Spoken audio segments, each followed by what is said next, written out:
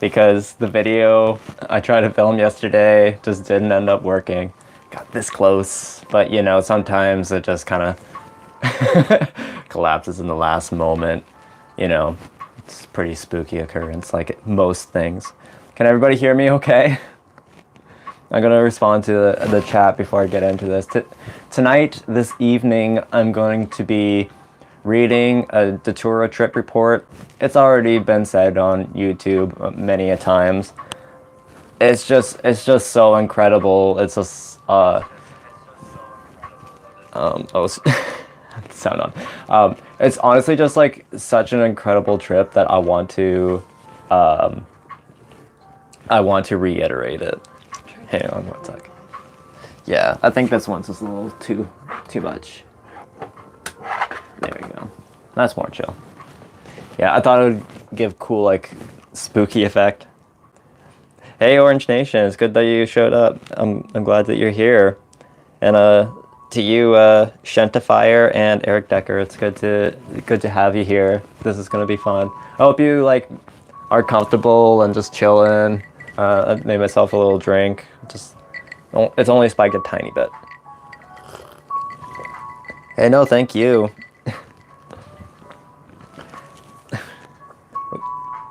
Got some cream soda. Right on, cream soda. I got root beer, so they're basically the same thing, just different colors. That's how I feel about it. But yeah, without you all, then this stream would just be like me talking to a mirror, so you're making an event. Yeah, so before I begin, I just wanted to acknowledge that I am currently occupying Mi'kmaqi territory, the unceded territory of the Mi'kmaqi people. Mi'kmaqi, and yeah, here in Jabuktuk we do land acknowledgements. I actually just got the news today that BC, not British Columbia, New Brunswick is making moves to New Brunswick. Yeah, New Brunswick is making moves to halt these land acknowledgements. They're like, you can do land acknowledgements, but don't say that it's unceded land. You can't say that. Some revisionism there. Anyways, so much spooky stuff happening in the world. Yeah. All right, so you wanted me to explain the preparation, and I can't really do that because Datura is one of those drugs that I don't recommend people try. I think it's just inherently dangerous since it's so toxic, and like literally toxic. I don't mean like a lot of people think all drugs are toxic because they intoxicate you, but this is kind of like you know, it's a misleading term. To be intoxicated doesn't mean that you're actually toxified, like have toxins in you. All that being said, some drugs do have toxins, and Datura is one of them. It's literally a poison. It can like really mess you up for life. But that being said, I do recognize that some people will still try Datura or want to do Datura. And, you know, respect, you know, I don't want to shame anybody out of it. It's just that it's my humble opinion that it's just too dangerous. Even though I'm going to be reading a trip report that I find really fascinating.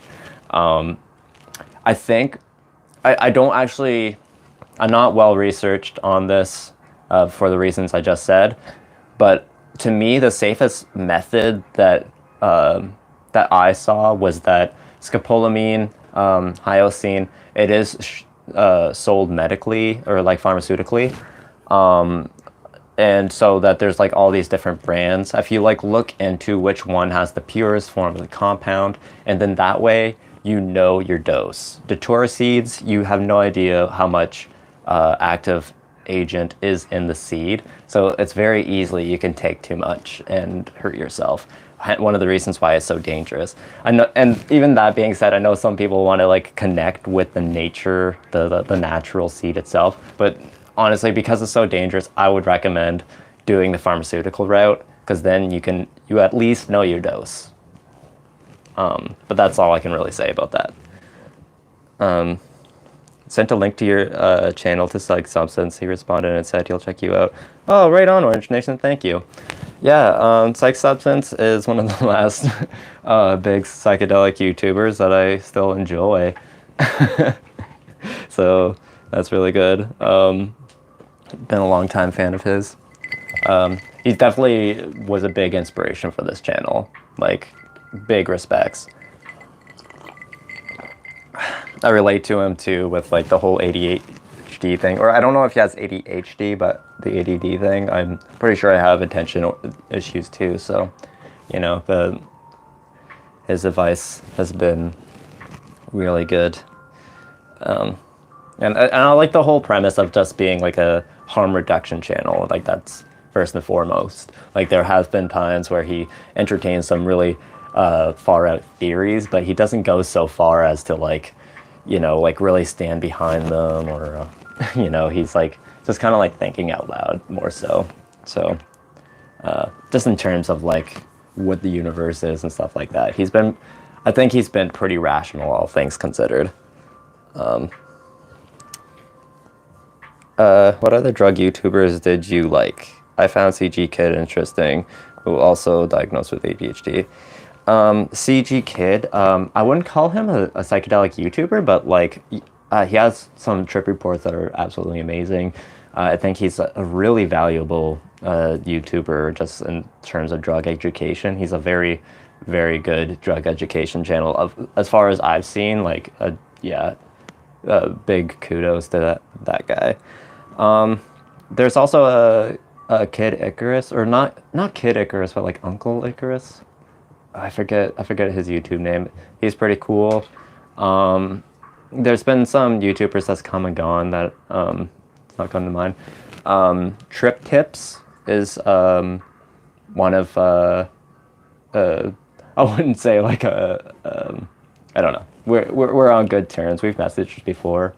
Their videos are good. He does like weekly videos.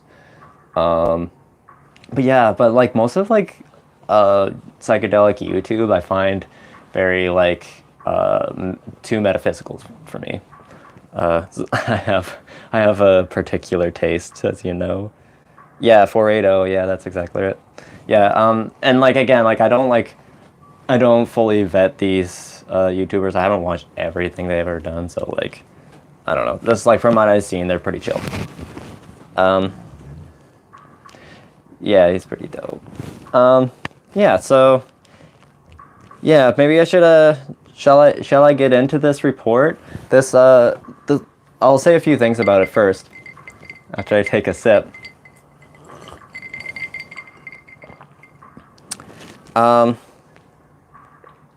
Yes. I'll tell you about the trip, read the trip, and then before I leave, I'll do like some channel updates and read some more of the chat and chill for a little bit longer.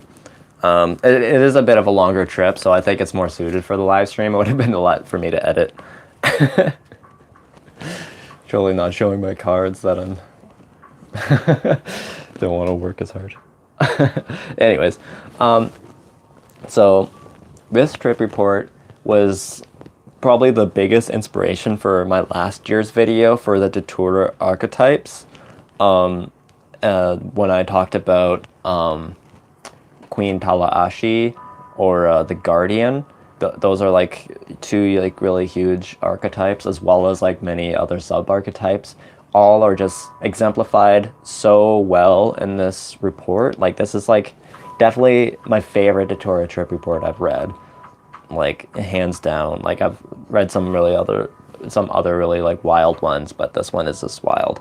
But yeah, like, because it sounds so interesting, don't be misled into thinking that like if you try Datura, this is what you'll get, because like you might want to experience all these like mythical creatures, but instead you experience just like really disorienting delusions of like not knowing where you are and not knowing what you've been doing, and like it's actually kind of scary, you know. Sometimes, like a lot of times, the hallucinations are just more mundane about that. I know I've already explained this in the archetypes video if you have already watched it. I'm gonna link these two together, so I'll try not to repeat myself too much. But yeah, this one is just like, it exemplifies those archetypes so well. Yeah, Dakota of Earth, I have some things to say about him. I'm actually gonna be making a video really soon. Because like there's like, obviously like, you know, everyone's a mixed bag and all, but yeah, I'm gonna be making a video about Dakota soon. But yes, so this trip report is called Hellishly Fantastical. It's Datura and cannabis, but Datura is the main substance at work here. That's a good name drop. Hey, no problem. Yes. So this is by Samwise. The experience date was 2003, I believe, and it was uploaded 2013. This person, one thing I gotta say again before starting, is that this person was like 18 at the time of doing this, which is like, I just find like very unsafe. Like, I think, you know, you want to like, I've experimented with psychedelics when I was a teenager. It's not something I particularly recommend, but like, you know, it happens. But, you know, with Datura, that's very dangerous, especially as a teenager. Yes. So I would wait till like at least your 20s before thinking about doing the more dangerous drugs. Like, always do them safely, but you know, some drugs just carry inherent risk, like this one. So and you'll see why. We're gonna do this. Done Datura at 16. How was that? Yeah, I don't want to shame anybody for doing that. It's just something I don't recommend.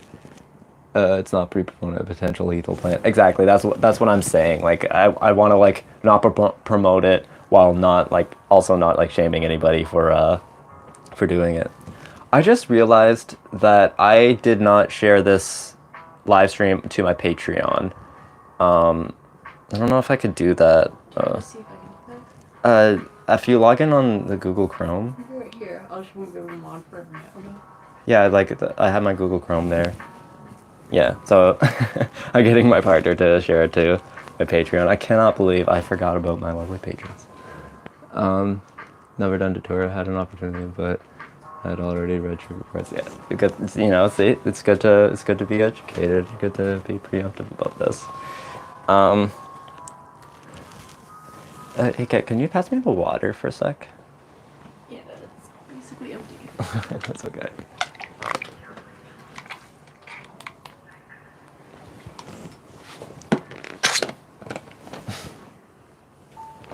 All right.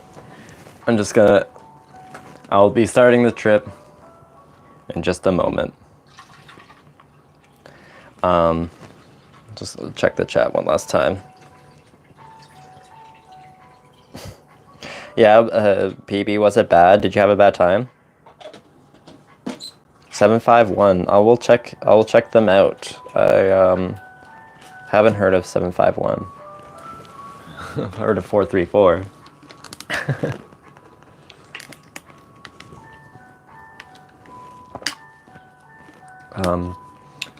Oh yeah, I did think of a couple other psychedelic channels. There was the Chacruna Institute. I shared them in my psychedelics and gender video. They're not like a YouTuber, but they're like a institution that shows YouTube content. And then there's also the Acid Left. They're pretty chill as far as I've seen. And there was also one other lefty psychedelic people that did streams, talked about harm reduction and stuff. I forget who they were. It might have been Symposia. Yeah. Anyways. Yeah, Chacruna Institute. I got it. Right on. Ariel Black got put in the psych ward twice because of it. I'll never do it again. Yeah, it can be really scary. I'm sorry you had had a hard time. How have you been recovering, Ariel Black? Yeah, it's like, that's the thing. Like, this is like, I'm, I have mixed feelings about this because like I'm using this for like as entertainment, but I do want to accept the reality that this is a real story that happened to somebody. Like, yeah, everything that this person is describing is a hallucination, but like, just imagine the toll on the psyche it must have. It's real. Okay, that was weird. You still with me? There was a weird YouTube prompt that just came up out of nowhere. That was me signing in. Oh. I wrote it down for a sec. I'm still up, the same thing? Okay, okay. Right on. All right. So, without further ado, I will read you this very spooky trip report. I would recommend turning down the lights or whatever, because this is like, I don't know, this is like the most Halloween, like, almost to like ridiculous levels. Yeah, we're back. Right on. So, I hope you enjoy this trip report. Lock your doors and, tuck in your feet. Okay. Okay, let's do this. It only took me 25 minutes. For 20 minutes. I'm trying to figure out how to make a future post. Let's see. New. Yeah, there you go. Patreon has a weird setup, eh? I don't like it. Okay. Thank you, smokers. I appreciate that. Get ready for a spooky trip report. I'm not delaying any longer. Here we go. Hellishly Fantastical. I've been meaning to submit this experience for a while, as this was probably the craziest drug encounter I have ever had. I'm a bit of a drug veteran, even back then, particularly with psychedelics. It was the summer after graduation, and it was summer in a lot of ways. I had a lot of money and a carefree attitude. One fateful day, my friend Drew and I met Jay by chance at a park, and he told us about how his cousin had given him some kind of strange plant. And you can apparently trip from it, or trip out of it. Trip out from it. There we go.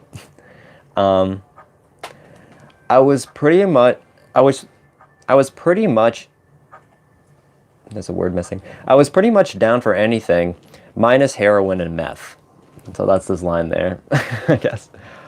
I had vaguely heard of Jimson weed before, but wasn't very knowledgeable about it. Other than that,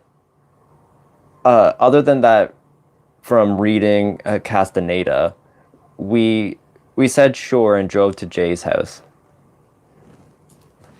First we smoked a joint, and then we divvied up the 2 pods between the 3 of us. The seeds were little, clear, and somewhat bitter. We decided we didn't want to waste any of the plant, so we brewed a tea with the shells and drank it. Then we peeled off the skins, the inside skins of the pods, and ate that. And finally, we smoked the outer shell. Then we smoked another joint. So yeah, that they set themselves up for being quite lit. Yeah, and since I'm not doing this video, editing this video, you're gonna get all of my stutters and interjections, and I hope that is enjoyable. I digress. During the first 20 minutes, nothing too noticeable happened. Colors seemed more vibrant, and my throat was getting kind of dry. When I went to the bathroom to pee, very little actually came out. Jay decided we should go to a different nearby park, as his parents would be coming home soon. As we were walking to the park, basically I felt the effects of being poisoned. I had jello legs, and my eyes couldn't focus on anything specific for long. When we got to the park, we walked over and basically slumped down at a picnic table. At this point, my throat was painfully dry. We had a jug of water, which I kept drinking ferociously. I also really had to pee. I walked in a secluded area behind some bushes and tried. Nothing. Frustrated, I jello walked back to the table and our friend G was randomly there. He was driving past and saw us. As he was talking to us, he could tell we were different and lackadaisical. I'd never seen that word before. Lackadaisical. Oh, you know what you guys took, he said and started laughing. I could barely look at him. He just told us to call him later and tell him how our experience was. Then some girl came and sat down at the table and started talking to us. There's a school nearby, so there's lots of people and out at the park. I don't remember what she said to us. Jay said he had to go home, and we thanked him for the Datura. Drew suggested we leave too, and we got in the Montero and left. There's an unadulterated then the unadulterated insanity began. And then here's a note: do not drive whilst on Jimson weed ever. And I back that up. Don't ever do that. Oh my gosh. And you'll see why here in a sec. We left at about 4 p.m. We pulled up at Drew's around 9 or 9:30 p.m. with no memory of what happened in between. None at all. Anyway, as we pulled into Drew's street, we noticed a lot of our friends' cars lined up around his house. There appeared to be a party going on, and I assumed it had something to do with Drew's brother. I just wanted to give a warning, because I actually forgot to give warnings before this trip, so I'm just doing it now. That this is where things start to get more intense, and a lot of violent and disturbing imagery happens, and involving the death of a cat. I promise it won't be too bad, but I just wanted to give you the heads up. Does an actual cat die? It's Datura, we never know. My partner just asked if the cat actually died. I don't know, did they actually talk to those people at the picnic table? Did they even get in the car? I don't know. Anyways. As we pulled in his driveway, the neighbor's cat ran in front of us. We felt a bump and knew Drew just ran over it. He felt really bad about it. Of course, I would too.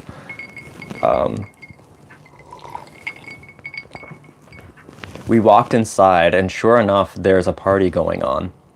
We see about 20 or so of our friends drinking, laughing, and being loud. There were also strangers. Drew excused himself and went into his room, as he felt bad about the cat still. I was talking with some friends, and I noticed my friend Preston, who was there, was crying blood. It looked like eyeshadow, a blood circle around his eyes. It was horrifically bizarre. And he looked like he was in pain. "Are you okay?" I asked. And he just stared at me with an almost evil gaze, blood dripping from his face to the floor. I saw grotesque people I didn't recognize, who looked like Sloth from the Goonies, but that's mean, but not in a comical way at all. They looked deformed, bruised, beaten, and burned, as they all shuffled around the house. Some were laughing manically, others crying, others just staring. It was unsettling, to say the least. Things were also painted on. It's like a dream, and the 3D world is irrelevant. There were burnt cigarettes and tacks sticking sharp side up on the ground, and bizarre-looking plants pasted to the walls and doors.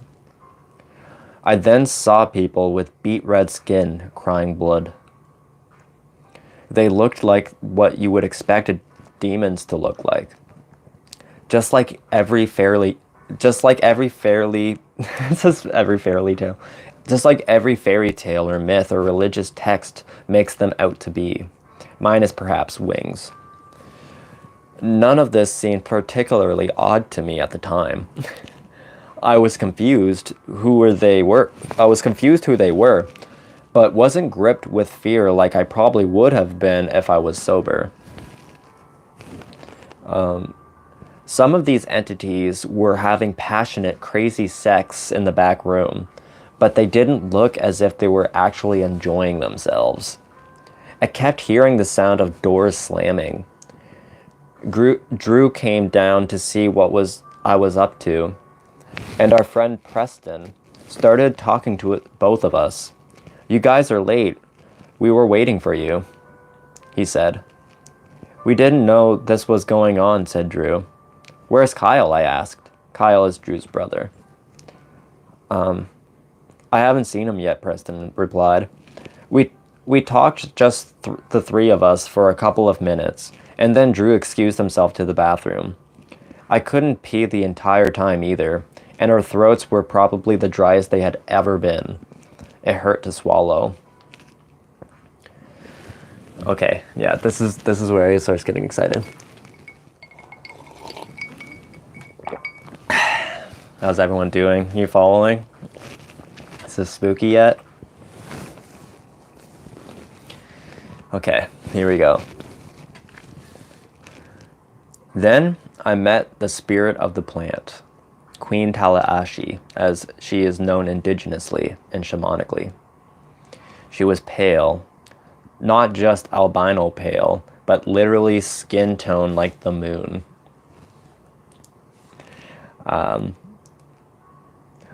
I talked to her for a bit, though I will not share the conversation, as I feel by doing so is disrespectful.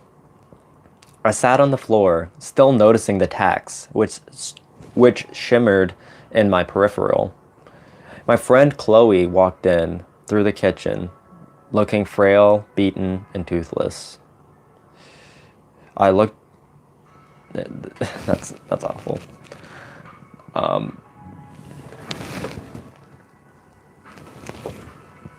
Got a notification, sorry. I should have turned that off before I started the stream. Oh well. Okay. I looked over at a towel in a clear cylinder on the table. Only I didn't see the towel. I saw a talking head, and this head was Chloe's. She was crying hysterically, and Tallahassee, the Queen Tallahassee, told me to give her a hug, which I did. I was literally hugging a beach towel in plastic. "Oh my god, Sam, what the fuck?" she gut-wrenchingly yelped. And then started crying. At this point, I honestly didn't know what to do, and my bladder felt like it was going to explode, so I said I'd be back and went downstairs to the bathroom. Drew's mom was playing solitaire on the computer and said hello to me. I waved and went into the bathroom. That just reminds me so often, like, being over at my friend's house and my friend's mom playing solitaire, and I'm just like, just using the bathroom. Just trying to be quiet. Anyways. Chloe was sitting in the corner of the ceiling, laughing scarily. When I walked to the toilet, Chloe was standing in my way. "Chloe, can you please move? I have to pee like a racehorse." She just stared for a second and laughed. "Chloe, if you don't move, I'm going to pee on you." She just laughed again, louder. So that's what I tried to do. Again, almost nothing came out, but I did feel better. I went back upstairs. My dad was there randomly. He opened the front door and said, "Come on, kid, let's went." I wasn't expecting to see him there at all. "I'll meet you in the car." "All right," I thought, and went outside. He was nowhere to be found. I did see my friend Tom, though, and an orange car parked right outside. He beckoned me to get in. I couldn't, the door was locked. He kept waving me inside. I can't, I said. Then Tom started laughing, and this actually irritated me. Forget it, I shouted at him. I was confused where my dad went, so I sat by myself on the curb. The house across the street has a wood stovetop chimney on the roof, but I saw someone committing suicide by hanging himself instead. It was like an animated GIF. When my eyes moved at all, it would reset. When they stayed focused, the man walked off the roof with a noose and hung there, waving in the breeze. I should have mentioned this earlier, but all straight lines shook. Like an episode of Dr. Katz. I don't know Dr. Katz. Everything flickered, actually, like I was witnessing the erosion of time. I had seen that kind of thing before while on strong acid. Just the lines, not anything else. I look next to me. I'm still on the curb, and my friend Mike is by my side. What's your problem, man? He asked. I don't honestly know it. I don't honestly know, dude, I said. I took this plant earlier, and now I can't tell exactly what's going on. He looked at me quizzically. That's fine. That's fine and all, and that would be a good excuse if you weren't being such an asshole right now. I felt like I was an asshole, ruining everyone's time, and I didn't know why. I glanced in Drew's Montero and saw possibly the scariest thing of this whole experience. Ready? There was a pale creature with no eyelids, with the most piercing stare I have ever seen in my entire life, sitting in the front passenger seat. His head was shaped almost like a shark's, pointing at the top. He had no lips and sharp, shark-like teeth. In fact, it looked exactly like the Hellraiser character Butterball, minus the sunglasses and paler.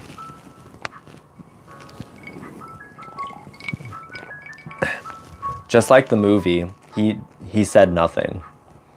I had seen Hellraiser once before when I was like 12, and remembered near to nothing from it. It wasn't until I saw that movie again that I made the connection. In fact, I'm fairly confident Clive Barker has taken Datura before, after going through this experience. Honestly, I wouldn't be surprised. In the fact that he wore sunglasses in the movie and in reality, call it what you will, had no eyelids at all, seems more than a coincidence to me. This powerful entity was the only one I could not look at straight in the face. I tried avoiding his gaze the entire time. I looked at a tree in the front yard, and I could see a ghostly essence was in the tree itself. Actually, I could see the essence of all plant life. Chloe was right by that tree falling over.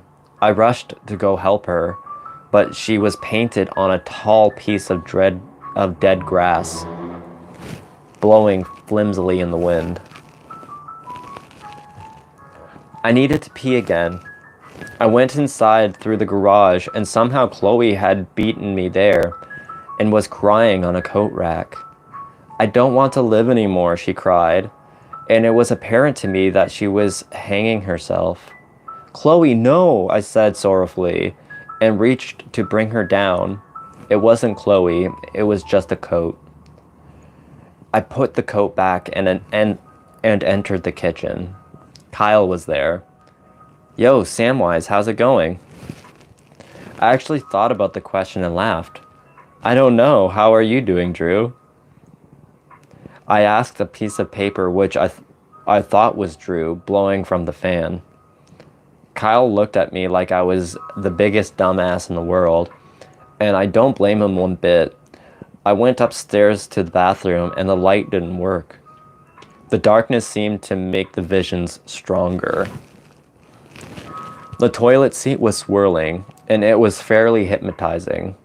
I also saw what looked like a ghost or shadow creature on the floor next to the toilet, outlined by a translucent silver.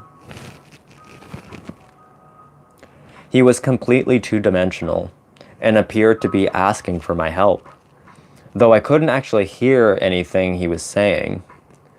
I finally peed, at least more than I thought I had yet, and felt immensely better, though I felt sorry for the shadow creature. It was kind of a dusty bathroom, and there were glowing insects attracted to the dust. They looked like ants, mini spiders, and other insects which probably don't exist, and they looked bioluminescent. I put my finger on the ground and let one crawl onto my finger. I examined it closely, and its movements were that exactly like a bug's would be. It had feelers and was feeling me. I clamped my fingers together lightly, and the insect crumbled like dust, its legs floating, spiraling to the ground. I went back downstairs, and Taloachi was still on the couch. And she asked, "Did you see the life upstairs?" I nodded. I looked around. Demons and deformed burn victims were still walking around nonchalantly. I went upstairs into Drew's room to see how he was doing.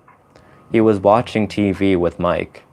Then we noticed the neighbor's yard via the window. It too was bizarre.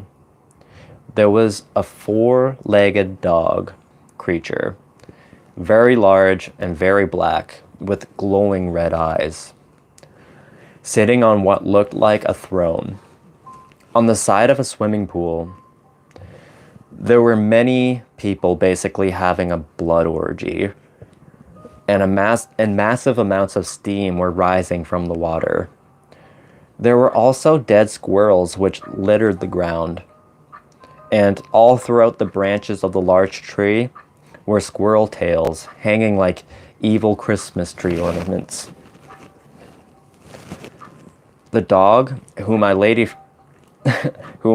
found out was the second spirit associated with Datura, or the second half, depending on perspective.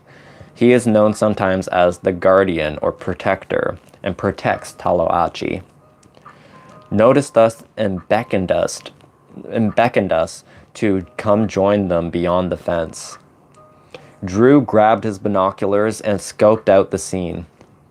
People were still having insatiable sex through a bunch of mist. However, with the binoculars, we saw everything in grave detail. I could see the hair on the demonic dog and the squirrel tails, and everything in clear, high-def detail.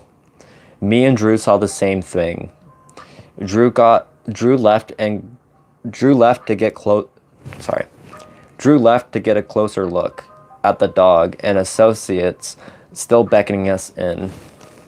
Drew went to the fence line, and as I stayed upstairs watching with the binoculars, Drew almost jumped the fence to join them, but I tapped on the window and shook my head, and he came back.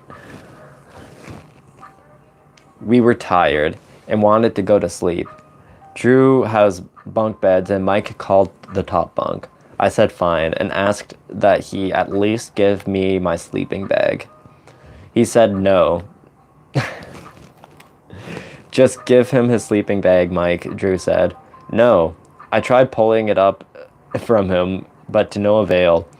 Annoyed, I gave up and went into the guest room trying to sleep as a spy versus spy creature watched me, which was very unsettling. That's kind of like a spy versus spy, kind of looks like those like plague doctors, right? A little bit. They have that like same face. I don't know what that is. Oh, I do. Yeah, those cartoons. Well, they're meant to be like mice or something. But yeah. Yeah.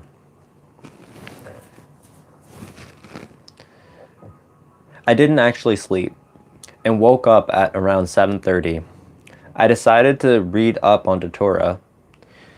Only when I got to the computer to do so, I couldn't read text. My vision was okay, but when I tried reading text smaller than billboard size, it was out of focus. This lasted for more than 2 days. And during this time, I thought I was never going to be able to read again. Same with Drew. In fact, the trip lasted altogether 3 days. And the residues of it, like my eyes playing tricks on me, lasted for almost 2 weeks. I'll cut the other 2 days out, as it already has been a fairly verbose story. I wish he didn't. I wish... but we get a summary. I shall summarize some, though. Everyone was worried about us. They thought we were never coming down. To be fair, neither did we. We saw Dr. Seuss creatures and trees, elves, gnomes, dwarfs, pixies, demons, golems, and all kinds of mythical, demonic, spiritual creatures. Sorry, there was a siren. And everything Drew saw, I saw, and vice versa. We ran over a ghost with a car. Digital clocks would make Tamagotchi-like animations. It looked 8-bit. The auditory hallucinations did stop after the first night. The visuals mostly after the third night. On the third day, me and Drew and a group of our friends went into a gazebo, a usual smoking spot, and a garden to smoke. I saw a gnome having sex in the trees. What a sight. Little creatures would slowly bring antennas up out of the Little creatures would slowly bring antennas up out of the bushes, and whenever Drew and I compared what we saw, our friends were like, "That's not fucking there, stop it." A train went by. We weren't that far from the tracks, and a naked woman was having sex with a tree just outside the garden. Every time she went down on the tree, the tree blew its horn. Okay. The train was actually there. Our friends acknowledged that. It was uncanny. She would stay down for 3 seconds and the train would blow 3 seconds. This experience has made me think about it every time I hear a train.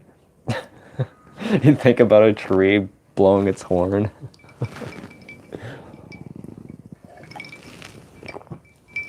I can see that though. I ran into Jay a few days later, and he thought we had never left. He hung out with us all throughout the night. Also, amazingly, Drew's parents, who were actually there the entire time, had no idea we were on anything. I don't know how. We were talking to people who weren't there, basically in front of them. We were so lucky in that respect. So, afterthoughts. First of all, I'd like to say, do not take Jimson weed. 99.99% of everyone should never take this. It's all too common for someone to get arrested or end up in a psych ward, or even get shot from walking into someone else's house, not knowing what's going on. It's also very easy to be poisoned to death. People have died from it before. Also, you will be tested by the spirits. If you fail, there can be dire consequences, particularly with the protector wolf. It's not a pleasant high. In fact, there is no high. I felt completely normal despite the craziness I witnessed. It was kind of amazing. I remember taking anything at all. That's not common. Oh, it was kind of amazing. I remember taking anything at all. That's not common. I didn't really think twice about what I was seeing, just like I probably don't in a dream. This is clearly a negative plane of existence. I don't know if I believe in hell, but if there is one, this realm surely has some kind of correlation. Also, it has been said that Datura seeks you out, not the other way around. I deeply believe this is true, and I believe that I was seeked out.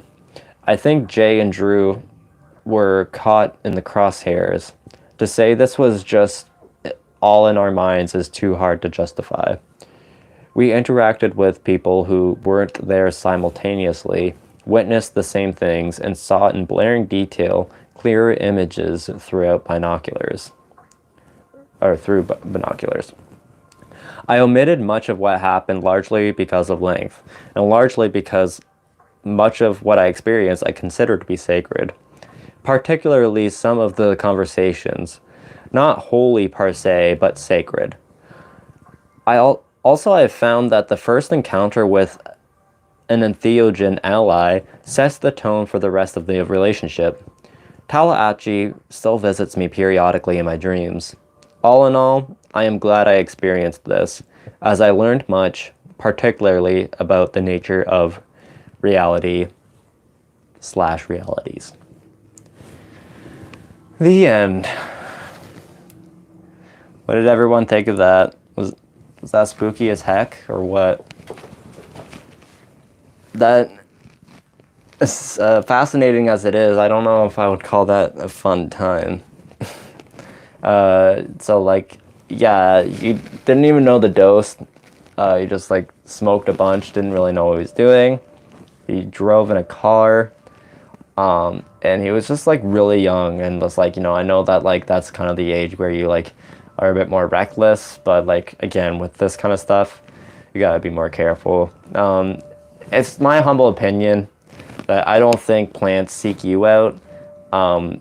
His friend Jay had it, and he brought it to them. That's not a plant seeking you out.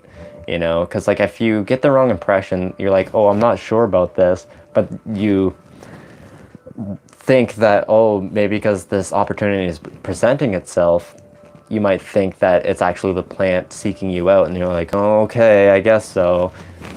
But yeah, no, like do it when you're ready. Like, seek it out yourself. That's my opinion with any drug. Don't let other things seek you out when it comes to like really big stuff like this. And same with love. Don't wait for love to come to you. You gotta go out there and spread it. Okay, I'm gonna go through some of these comments, because y'all have been in the chat, chatting it up. So there's a lot here. I think I'll start from the newest and then go back up a little bit and then come back down or something. It's almost 6:30. I told myself this was going to be an hour stream, so Holly Wolf, it's good to see you. And Zafola's social media, it's good to see you too. Yeah, I'll go for like about 15 more minutes, so I can talk to you all for a little bit and give you some channel updates too. So the social media says, you don't want to be like, after I grew Salvia for 20 years, it seeked me out, lol. Yeah, exactly. Is henbane similar to Datura? Maybe someone in chat can help you out there. I've never actually heard of henbane. And if I have, then I can't remember if it is. I know Datura probably has the most names of all the drugs I've seen. Like psilocybin, magic mushrooms has a lot of names.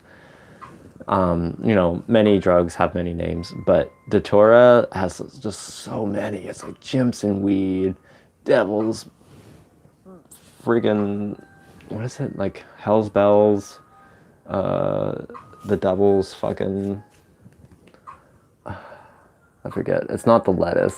That's weed. Devil's trumpet, yeah. Jimson weed. Did I say that already? Scopolamine, hyoscine, those are the pure chemicals. It has so many names. But yeah, henbane, I'm sure I could give it a quick Google, but I'm sure you could too. Sorry, I just don't have any other information. Well, a shared hallucination is just an electromagnetic field creating the same frequency in all people's brains. There is a part of such a pineal gland that controls the connection to reality. But then again, if we confirm that soul is just a liquid substance that flows through channels opened with frequency, that's just sci-fi, isn't it? Yeah, that's pretty sci-fi. I don't think souls is... Did you mean like just like a liquid? Because you said just a liquid substance. Because of are you saying like souls are liquid, like a liquid substance? I think I honestly I can only speculate on shared psychedelic experiences. It's what I used to. There was two main things about psychedelic experiences that are like the most like the hardest things to explain. The one thing that like people say a lot is that the fact that it's realer than real suggests that this is like a potentially another reality. But I maintain that just because something feels realer than real doesn't mean it's actually the real reality, because our brains can simulate other realities, and things feeling real, it doesn't actually mean it is real. So like, yeah, there's a lot of times people say something feels realer than real, but it isn't. So that's not a really good marker. But the two things, sorry, getting back to it, that I find are like really hard to explain about psychedelics. One was the archetypes, and as you've been seeing this year, I've been like slowly chipping away at it and trying to rationalize it, thinking that archetypes come about through certain sensations and signifiers that tend to produce certain visions. For example, we really associate zaniness and outlandishness in this culture with circus. So having those feelings can influence the hallucinations, for example. But the other weird thing, which I'm still working on, is shared experiences, what we're just talking about. When two people claim to be hallucinating the same thing at the same time. And I think this is similar to the archetypes. Again, certain psychoactive chemicals produce certain feelings in your brain and your nervous system. For example, salvia is dysphoric, grainy, so the type of sensations or visions that you get involve like zippers and tactile stuff, ropes. Whereas like a substance that's serotonin based, like DMT, it feels very clear. Sometimes people say it's plasticine or something, or clay or plastic, but oftentimes it's like this like crystalline, beautiful thing. And I think it has more to do with the receptors, and like the visions are affected by it. So when two people experience the exact same specific hallucination, I think it could be the archetype theory that I just explained in conjunction or combination with the fact that they're talking to each other. I think this is actually much easier on a substance like Datura, because like if anybody said something, you might actually see that. Like someone could say like scooter, and then you would just hallucinate a scooter, because it's just that kind of deliriant kind of drug. People hear voices all the time, and like, so a lot of times two people might be confirming each other's visions, but they might actually even be saying something completely different, but they're not even interpreting what's actually happening correctly. That doesn't happen as often with LSD, but it still happens with LSD and stuff like that. I've heard a lot of reports about people experiencing the exact same things.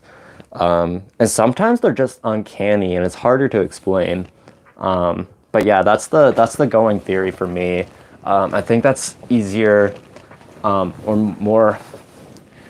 more likely than the idea that our minds are actually a part of like connected through another dimension or something like that, and the proximity of two brains nearby tripping on the same substance creates a homogeneous, unified experience or state. I do think each other's state does inform each other, just like through like physical means, but I'm not sure if there's anything metaphysical about that. Let's see. Someone says henbane can, or Dean Dean Cameron. I don't know why I said someone. Says henbane contains the same belladonna alkaloids as Datura, but it's a different plant.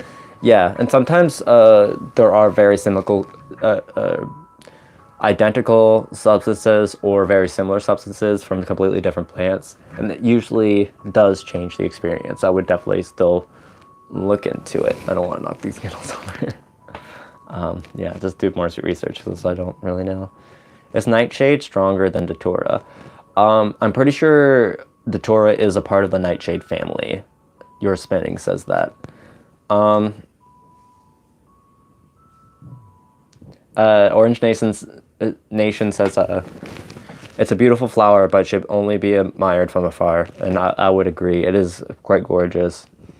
PB says yes, like a liquid. Okay, yeah. Okay, that makes more sense.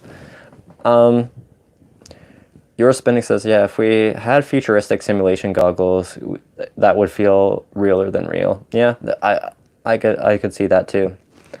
Potentially if it got advanced enough anyways. Let's see.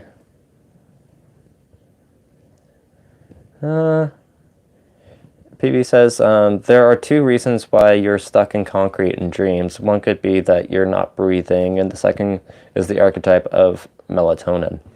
Melatonin probably does play a part in it, but I do, like, there's a mechanism that puts you into paralysis when you're sleeping. That's why people experience sleep paralysis. That's a dysfunction when the paralysis part doesn't actually stop when you become conscious. It's quite terrifying. I had it a couple times, and it's really scary not being able to move as if you're still dreaming, and then you can hallucinate in that state too. But yeah, like that feeling of concrete or being stuck, again, that's informed by the paralysis, which is a mechanism of the human brain, and then the psychology and symbolism around that manifests as visions or experience of such. John Valdez says, have you ever had any kind of entity contact in LSD? Strangely, it's the only compound I've used that causes it. That's interesting, because usually you don't get entity contact on LSD. It's yes and no. LSD really accentuated and kicked into overdrive my pareidolia. I did perceive like life in things more often. I had hallucinations of cartoon characters, if that counts. Gave me a lot of ideas for characters and drawings and stuff. And actually, LSD is what inspired the Interbeings, my initial painting series in college. The closest thing that I had to entity contact on LSD, as far as I can remember, was one time where I felt like it was just such a I won't say archetypal, but it was like the trip I had with my friend felt like so narrative, like so story-like, that it felt like it was written in a book, so it felt like there was like almost like a godlike figure behind the sky, kind of like orchestrating or narrating our story. So there was kind of like that presence feeling, but no, I haven't had actual entity contact with LSD. And technically with salvia, there's so many entities, so many entities. But I think it was just more vivid versions of the LSD cartoon characters I would see behind my eyes. It was like kicked to the next level where I was like really like in their realm. It wasn't like I was just kind of seeing them behind my eyelids. It was like I was like deep in my brain, and like, you know, my eyes were like I could almost like a measurable distance away. It felt like I was that deep in my brain, like there was like whole nother spatial dimension back there, like stands way back further than the skull. But again, because all reality is constructed, or like the perceived reality is constructed in the brain, infinite depth can be hallucinated, you know, kind of like how you can like create holographic pictures, you know, you don't really need much depth to like give that illusion. Sometimes I worry that I'm not making sense. 5 grams helps with depression, but it's intense, your spending says. I would say mushrooms can help with depression, but it's important to acknowledge like how that happens or how that works, because for example, not everyone who's depressed is going to be in a place where they can take magic mushrooms, or maybe they never will be, because that's just not the type of experience. Like you said, it's really intense that they can go with, especially if they're on like SSRIs or any depression medication. But the way mushrooms work with depression is that it shuts down the DMN, which is the default mode network, and depression is thought and anxiety and like a lot of other bad habits, possibly even OCD and stuff like that, are basically ingrained habits. So like if it's this system that keeps these habits you know, throughout your day or whatever, if that's given a short break, a short dampening, it's possible that people can actually kind of like get a chance to develop. It's not like quite a reset like a lot of people try to explain or like describe it as. I wouldn't say it's a reset, even though sometimes it could be tense enough that it feels like a deep reset. But it does do a little bit like that. It basically gives you a break from those habitual patterns in the mind, like the physical mind, not just like taking a retreat or a trip. That kind of like takes a break from your daily life, but like once you go back, your brain is like right back in that cycle. It wants to go back to that cycle. Orange Nation originally asked about microdosing mushrooms, and heard that it was legal in Canada. Check back. Oh yeah, Orange Nation said microdosing shrooms for depression. I heard it's legal. Yeah. Okay. So, large doses of mushrooms dampens the default mode network. With microdosing, it's not quite clear what it does, but the controlled studies show that it does a little bit. Shentifer, thank you for the donation. Shentifier, thank you for the donation. I'll read that in a sec. I just want to finish my thought because I got bad attention span. The controlled studies for microdosing. I forget what it was with mushrooms. I know with LSD, it was like the threshold was like 20 to 25 micrograms. That did, I don't know if it's fairly significantly better than a placebo at people saying that they had positive effects and uplifting effects. I mean, there are some cases where people say that like there's like not, I won't say miraculous, but almost miraculous stuff. Like some people say they don't experience menstrual pain anymore, and I was like, that's honestly, that even if there's a slim chance, that's worth a shot, right? But yeah, don't get your hopes up though. Like these miracle cases don't always happen. I tried microdosing and I still get depressed, so I don't want to burst your bubble there, but like sometimes, like especially like deep depression, you kind of need that like shutdown with the default mode network. Again, this is like, I think if you're going to be real about this, maybe you look in your area if you can find a therapist, so it's like in a controlled setting, a licensed therapist that could do I forget the term, but you know, drug assisted psychotherapy, I think it's called. And thank you, Orange Nation, for the donation too. I really appreciate that. Yeah, drug assisted psychotherapy is probably the best way to do that. But if you wanted to do it like on your own, I would just like really prepare, really research it, and really make sure that you're ready for this experience.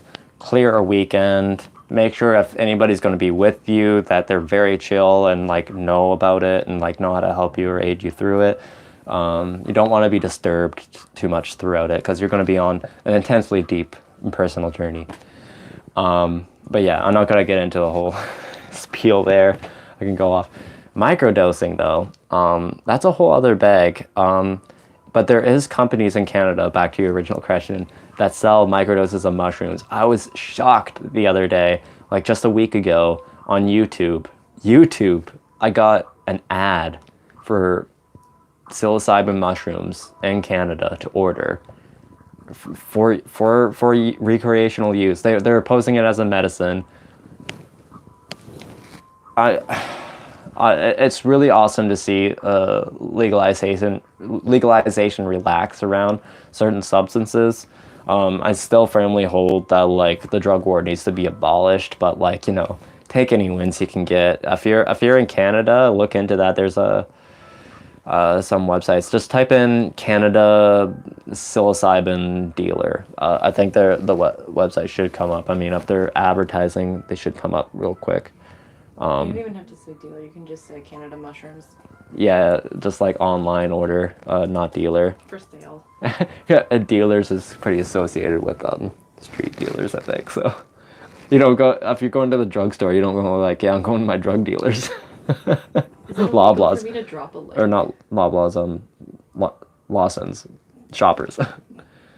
Oh, if it's a legal website, this is for Canada only anyways. They can't order outside of Canada. I don't know if it's a legal website. What? I don't know if it's legal. It works. They had an ad on YouTube. I don't think they could do that if it wasn't legal. And I'm pretty sure the legalization has relaxed around it. That's why. Was it hot grass you got the ad for? It might have been hot grass. I know they were doing it on hot grass too, but anyways, hot grass is one of them. Right, so Shentefir. Have you heard of psychoplastogens? Drugs supposed to increase neuroplasticity to help with mental issues, but without necessarily having the trippy effects. I'm skeptical about these. I haven't heard the term psychoplastogens, so I'll look more into that. But like, I've seen a lot of like brain drugs. Sorry, excuse me. I've seen a lot of brain drugs, and they claim to have like all these like chemicals that are supposed to help neuroplasticity or help grow brain or neurons and stuff like that. And like they're not sold at pharmacies. Doctors never prescribe them, and they seem like scams to me. To be honest, I think that they're mostly placebo. I know your mate Tom was doing a lot of advertisements for them, and I thought it was kind of shady, just because like they sell them for like obscene prices, and I don't think they work. I don't think you can increase your neuroplasticity through these drugs. There's probably nuance to that, but like as far as I've seen, they seem like they don't really work. If anybody came to me and was like, yeah, I feel so much better and smarter and I can think more clearly or whatever, using these brain drugs, I'd be like, great. But I wouldn't necessarily say that's the way to do it. I think the best way to like feel more mentally able, or like have like better cognitive ability would just be like those like really like basic generic things like drinking water, making sure you're like well hydrated and like eat like healthy. And what healthy is for you is unique for you. Like for some people it's more healthy to be like a specific vegan diet. For other people's they might have another diet, but it's whatever is best for you. It doesn't have to be like cutting out calories or something. Exercising, making sure you get daylight, all that kind of stuff. And if you can manage to read or like learn in any way you can, there's other means to learn too, just like all those things. If there's anything that's making your brain foggy, I would say distance yourself from it. Like maybe if you find like smoking weed too early in the day makes your brain foggy, just postpone it. Or if if maybe a good sleep schedule, that kind of stuff. But in terms of like the neuroplasticity thing, I'm skeptical. It's also important to note that not all changes in neuroplasticity are good changes. Yes, Kit brought up a good point that like just because there's a change in neuroplasticity doesn't mean it's a good change. Again, I just haven't seen solid research around it. I might look more into it, and I'll let you know. But yeah, whenever like people like sell like any types of pills that haven't been really like have good studies behind them, not just anecdotal evidence. Because like these brain chemical websites or brain drug websites, they'll have like anecdotal like reviewers that say like, oh, I feel so much better, but you know those are cherry picked, so that's not a real study. Yeah. Thank you, Orange Nation. I appreciate you too. They said they appreciate me. Ka says, it's good to see you, Ka. Have you also heard of one irogen? Plants like mugwort. Oh, yeah. That are psychedelic in dreams when asleep rather than awake. Yeah, there's a lot of drugs that are supposed to induce dreams and stuff like that. Mugwort sounds really interesting. I would actually love to try that. We did try mugwort once. Did we? Was it a small amount or? Yeah, with my ex, we tried like inhaling the vapors. Oh yeah. I did totally try mugwort one time. Yeah. There are some fairly decent trip reports, but like they never seem too intense.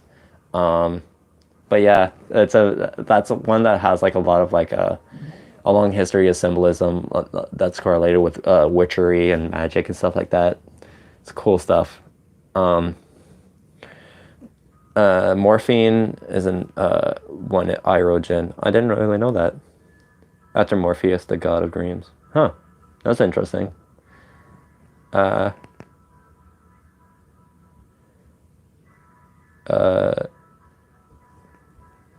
Zufilo social media says bye. Oh, I have been getting YouTube ads about buying mushrooms in Canada, but nothing has changed legally in Nova Scotia as far as I know. Yeah, it's sometimes it's like these gray laws where it's like technically possession is illegal, or it's like for salvia is the best example for this. It's like it's a gray zone drug where I can have salvia and smoke salvia totally legally. You just can't buy it or sell it or trade it or like have it out in public. So that makes it kind of like you can be busted. It's a frowned upon thing, but technically having it here in my apartment isn't breaking the law at all. And you know, a lot of things are like that. And some drugs are definitely more policed than others. Yeah, check out my War on Drugs video for more information on that. But yeah, I'm going to wrap this up now because it's been about an hour and a half. I just wanted to give a brief channel update that school has been just like kicking my ass this semester. I've been like super tired and stuff. I'm so glad I got to come out and like see you this week and still get to do something. I would feel bad if I left you with nothing today. But I'm thinking, at least for now, or maybe just for this semester, I might drop down to making a video every other week and then doing what I'm doing like today, where I stream every Friday, because every other Friday, I mean, because I was trying to do Wednesday night live streams, but like 3 weeks in a row, I was just came home and just was like dead tired. I couldn't even make a community post. I was so brain dead. So yeah, I think this will be like more manageable for me. So like the 1 week will be fun and we'll just talk about whatever, and it'll give me an extra week to like be able to do my homework and write the script for the next week. Whereas right now I'm just like, I don't even have time to script because I'm editing the video and I have to like be doing that. So 1 week to write a script and then edit the video the next week. And then maybe if next semester or like even during the holiday break, I get more time, then I can start doing actual videos every week. But just for now, I don't want to like, I just don't want to crap out poor quality videos. It feels unsatisfying for me. I'm not trying to knock my last 2 videos, but it's just definitely doesn't feel like it's up to my standards. It doesn't feel as satisfying. So yeah, that was my announcement for that. That's why things have been screwy. I said I was going to do every Wednesday I was going to stream, but yeah, Happy Halloween, Dolan. Yeah, Shintifer. Happy Halloween. I'm going to be doing another live stream before then. I have a fun video for next week planned. It's going to be kind of spooky, but hopefully still in theme of Spooktober. Your Spinning says, I'm taking a large dose of Amanita muscaria in a couple weeks. Do you know if it's similar to psilocybin in feeling? From what I read, Amanita muscaria is very, very different than psilocybin. I would definitely research muchly into how to minimize the tummy ache.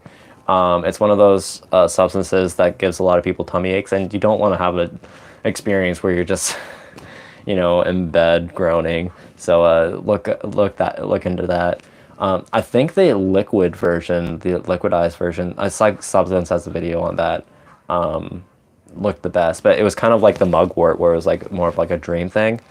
But yeah, Amanita muscaria it feels pretty elusive and hard to get off on. But yeah, I have heard glowing experiences. Just really make sure you do it. Just so really look into it. Wish I could tell you more, but I don't really know much more. Orange Nation asks or says, to be honest, I've been on Suboxone for years, and I've recently come across Delta 8 THC. It's legal in the States. It's allowed me to drop down my dose to almost nothing. Dope. To be honest, I don't know what a Suboxone is. So Delta 8 THC, though, that's probably a synthetic cannabinoid. Yeah. I don't know too much about the synthetic cannabinoids. I know they have like quite a wide range of practical applications and stuff like that. Some are very addictive, some aren't. Some are very strong, some aren't. And also some can kill you. But there's quite a number of them. So that's why I haven't looked too much into it. It's just sometimes when I walk into a space and there's just so much stuff to learn, I'm just I can't even start. Where do I begin? Yeah, so not like psilocybin. Muscimol is a GABAergic deliriant, right? Muscimol. I don't know if it's GABAergic, to be honest. We love you, Dolan. Oh, I love you too, PP. Thank you. Later, young Johnny. Thanks. Thanks. Yeah, thank you too. She has YouTube vids too, but they get banned. Who's she? Remember to download videos. Yeah. Aw. Yes, okay. So I'll wrap up now. Thank you all for listening to my spooky trip report. Yeah, it's GABA. Cool. Amanita Dreamer. Oh, okay, that's another YouTuber. I'll check her out. Right. So thank you for watching the spooky trip report. I hope you all trip safe. Thank you very much to my patrons for making this possible. If you want to help me with my analytics, just give a thumbs up. It's a really easy way to help with that, and just comment anything, even just H or whatever. That's all good. Maybe gnomes effing. Effing gnomes. Comment that. That'll help. Okay. Thank you so much, everyone. I really appreciate the donations, and I will see you next week with an actual video. And I think there's one more week to October, so I might be able to do another live stream before then, before the end of this the month. If not, I might do a Halloween live stream. Let me know if that's something you'll be up to. All right. Have a great night, everyone. Trip safe.